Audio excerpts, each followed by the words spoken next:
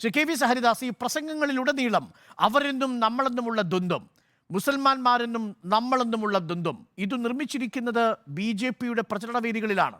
പക്ഷേ രാജ്നാഥ് സിംഗ് ഇന്ന് PT കൊടുത്തിരിക്കുന്ന അഭിമുഖത്തിൽ പറയുന്നത് കോൺഗ്രസ് ആണ് ഈ വിഭജനത്തിന്റെ തീക്കളി നടത്തുന്നത് എന്നാണ്. എന്ത് യുക്തിയാണ്?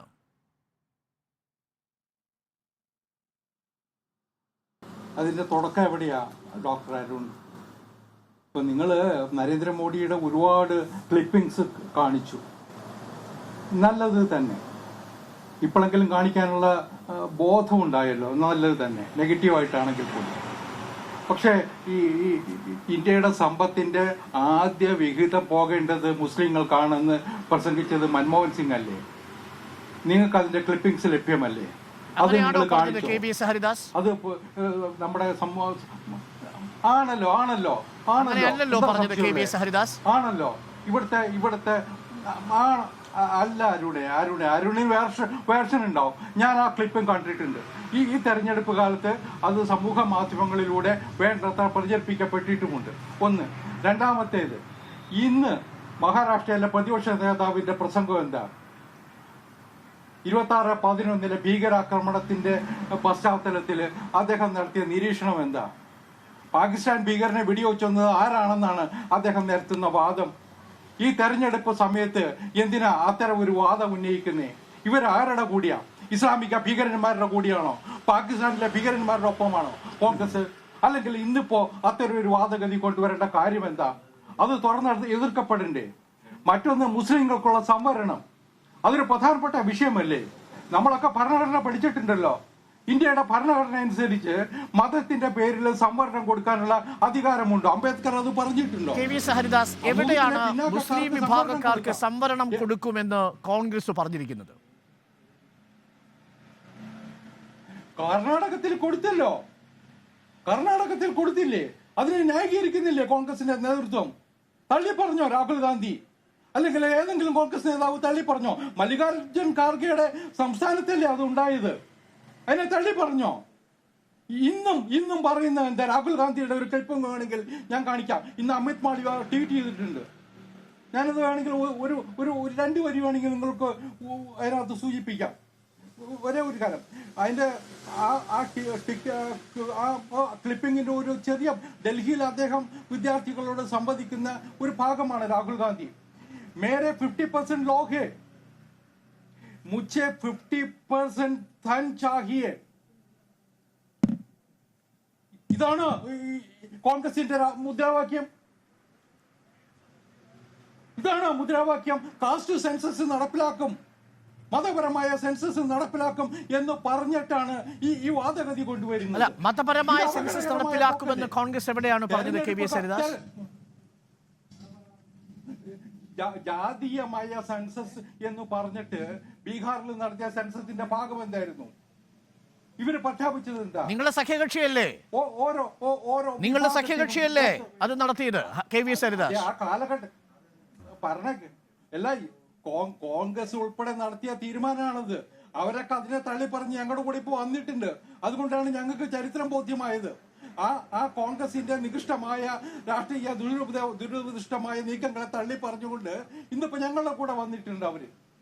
അതുകൊണ്ട് തെരഞ്ഞെടുപ്പ് കാലത്ത് ഇത്തരത്തിലുള്ള എല്ലാ ദുഷ്ട പ്രചരണങ്ങൾക്കും മുൻകൈ എടുത്തത് ഇപ്പോ ഇസ്ലാമിക് ബോംബെയിലെ ഭീകരാക്രമണത്തിന് തയ്യാറായി നമ്മുടെ പിടിയിലായ ഭീകരനെ ന്യായീകരിക്കാൻ വരെ തയ്യാറാക്കുന്ന കോൺഗ്രസ്, അത് ചെറിയ കാര്യമാണോ? കെ വി ഹരിദാസ്, നമ്മൾ അങ്ങ് പറഞ്ഞ ആദ്യ ഘട്ടത്തിൽ മൻമോഹൻ സിംഗ് നടത്തിയ, നാഷണൽ ഡെവലപ്മെന്റ് കൗൺസിൽ നടത്തിയ പ്രസംഗത്തിൽ ഈ രാജ്യത്തിന്റെ സ്വത്തുക്കൾക്ക് പ്രാഥമികമായ അവകാശമുള്ളത്, അതിനൊരു പ്രയോറിറ്റി ഏരിയാസിനെ ഫിക്സ് ചെയ്ത് അവിടെ SC ST, അവിടെ സ്ത്രീകൾ, കുട്ടികൾ, മുസ്ലിങ്ങൾ, ന്യൂനപക്ഷ വിഭാഗത്തിൽപ്പെട്ടവരെന്നിങ്ങനെയുള്ള ഒരു വലിയ കാറ്റഗറിയാണ് പ്രൊജക്റ്റ് ചെയ്തത്. ആ ഒരു വിഭാഗം വരുന്നത് എങ്ങനെയാണ്? സച്ചാർ കമ്മിറ്റി റിപ്പോർട്ടിന്റെ അടിസ്ഥാനത്തിലാണ് മുസ്ലിങ്ങൾ കൂടി ആ കാറ്റഗറിയുടെ ഭാഗമാവുന്നത്. അപ്പോൾ അതിൽ നിന്ന് അടർത്തി മാറ്റി മുസ്ലിം വിഭാഗത്തെ മാത്രം അടർത്തി മാറ്റി പ്രൊജക്റ്റ് ചെയ്യുകയാണ്. അവരെ വിശേഷിപ്പിക്കുന്നത് നോക്കൂ: നുഴഞ്ഞു കയറ്റക്കാർ, ഇൻഫിൽട്രേറ്റേഴ്സ്, ഒപ്പം പെറ്റുകൂട്ടുന്നവർ. ഇതൊക്കെ ഈ രാജ്യത്തിന്റെ 20% വരുന്നൊരു ജനതയെ വിശേഷിപ്പിക്കുകയാണ് നമ്മുടെ പ്രധാനമന്ത്രി കെ വി ഹരിദാസ്. എന്നിട്ട് തീക്കളി കളിക്കുന്നത് കോൺഗ്രസ് ആണെന്ന് ഇന്ന് രാജ്നാഥ് സിംഗ് പറയുകയും ചെയ്യുന്നു. അതിലെ യുക്തി എന്തെന്നാണ് എന്റെ ചോദ്യം. ഇവിടെ നുഴഞ്ഞു കയറ്റം നടക്കുന്നില്ലെന്ന് പറയാൻ പറ്റുമോ? ബംഗ്ലാദേശിൽ നിന്ന് പാകിസ്ഥാനിൽ നിന്ന് നുഴഞ്ഞു കയറ്റം നടക്കുന്നില്ല എന്ന് നിങ്ങൾക്ക് പറയാൻ കഴിയുമോ? പണ്ട് മമതാ ബാനർജി ലോകസഭയിൽ ബഹളം ഉണ്ടാക്കിയിട്ടുണ്ട്.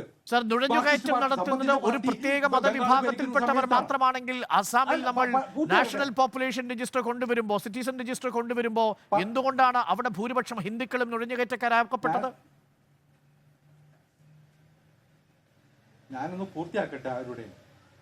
പൂർത്തിയാക്കട്ടെ. ബംഗാളിലെ സിറ്റുവേഷനാണ് ഒരു പ്രധാനപ്പെട്ട കാര്യം.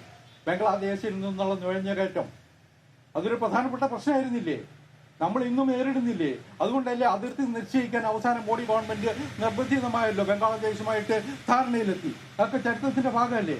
മോഡി വന്നതിന് ശേഷമാണ് ആ നടപടി ഉണ്ടായത്. ആസാമിലും അതുപോലെ തന്നെ ത്രിപുരയിലും ഒക്കെ ഈ പ്രശ്നം ഉണ്ടായിട്ടുണ്ട്, എല്ലായിടത്തും ഉണ്ടായിട്ടുണ്ട്.